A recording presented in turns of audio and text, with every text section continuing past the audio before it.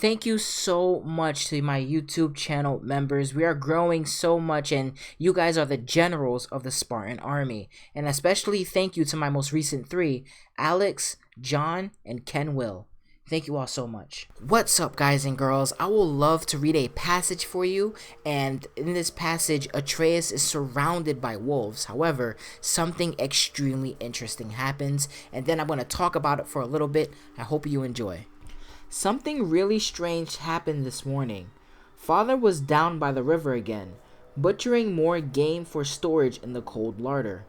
Inside the hut, Mimir was helping me remember details of the Jotnar tale when we heard weird whining outside. I grabbed my talon bow and cracked open the door for a peek. Dark figures skulked near the yard's open gate. Wolves. "Be careful, lad," whispered Mimir from the cask where he always sits. I drew a shock arrow from my quiver. I never liked killing wolves, but this past year the wildwood packs have all gone rabid or crazy with poison. Plus now the brutal winter is starving them too. Prey is scarce, so I figured zapping them would just end their misery. I stepped out into the yard and drew my bowstring. A pack of huge wolves was pacing near the gate. I counted 6, so I got ready to knock arrows fast. They spread out in a half circle when they saw me. They stared at me with yellow eyes, and then after a few seconds, they all started howling at the sky. Something buzzed in my head. It was weird. It felt like something I knew. I lowered my bow. They just howled for a minute until Father appeared, running up the river path with Leviathan raised. The wolves sprinted off into the forest. Father approached me.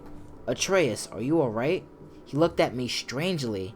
"I'm fine," I said. "Did they attack you?" he asked. I almost laughed. For some reason the idea seemed funny. I have no idea why. "No," I said. "They just howled." So in this story, basically Atreus is just chilling at home, writing some stuff, where a bunch of wolves just surround him. And they did this at a moment where Kratos wasn't around, as if they were watching him, waiting for a moment so they can make an appearance. These wolves surrounded him, just staring at him. And then they all just started howling.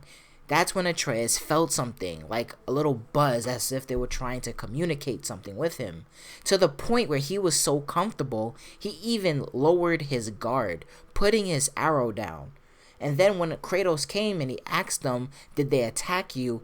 this almost made Atreus chuckle, but he didn't even know why. Which means that Atreus felt so safe around these wolves to the point where he laughed about the notion that they would attack him, and he doesn't even know why he's laughing. This is so strange.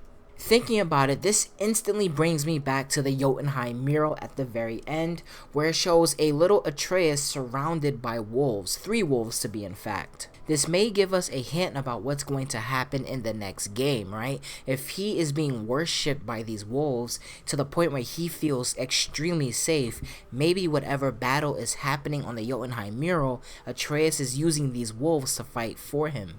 We of course know the connection between Loki and Fenrir in the real mythology, how Loki is the father of Fenrir. Perhaps there's more to this connection in God of War, right? Fenrir already exists in this timeline. Fenrir's kids, Skull and Hati, are already chasing the sun and the moon, so there's more connections there. I guess there's more connections with wolves in the next game, right? Maybe Yarmangander was a big part of God of War 2018. Perhaps in God of War Ragnarok, we're going to meet Fenrir and the wolves that are related to Loki. And the most significant thing about Fenrir is that he is the one that's supposed to eat Odin in Ragnarok. Fenrir is the one that destroys the Allfather.